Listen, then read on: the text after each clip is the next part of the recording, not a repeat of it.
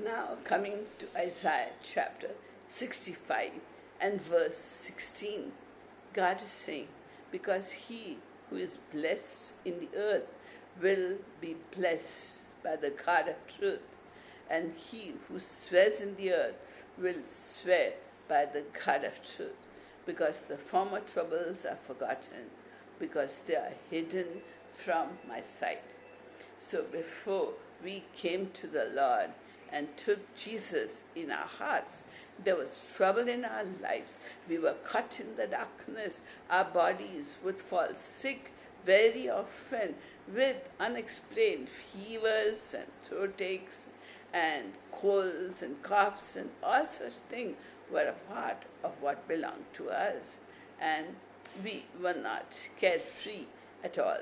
But once we accepted Christ, and the former troubles are forgotten in our lives, because God restores us to good health and strength.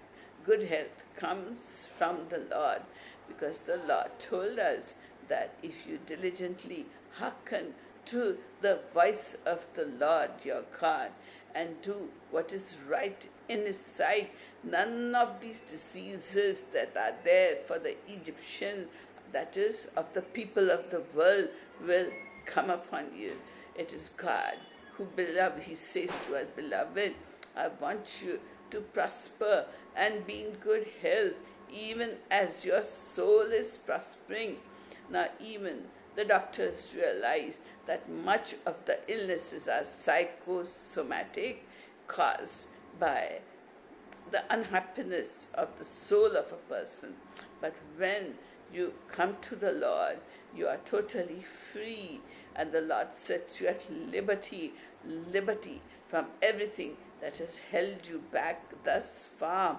And the joy that the Lord gives, it permeates into our cells, into our bones, and it gives us good health and strength, and we are freed from the usual illnesses that people have to grapple with, because he has said that if we obey his laws diligently and carefully, we will have healthy bodies.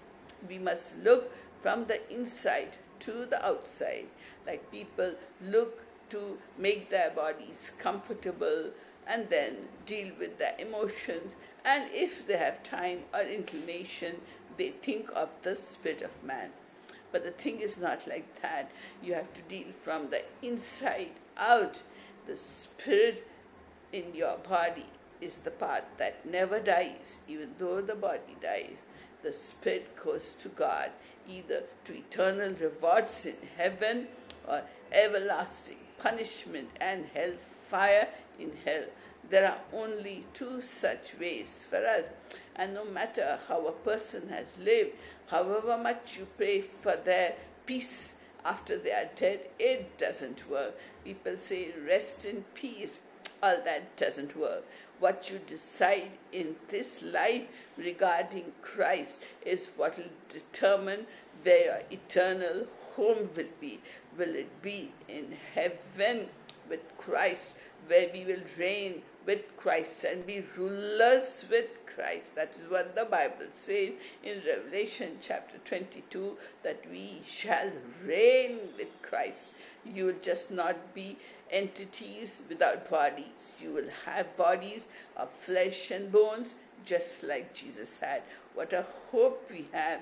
And once we turn to Jesus, all these former things that scared us and held us in bondage are done away with, and we are there serving the Lord. So, therefore, God will restore to us whatever the wicked one stole. He will restore it double fold to us, waiting to lead us on from glory to glory. So, we are blessed on earth, and we are blessed by the God of truth.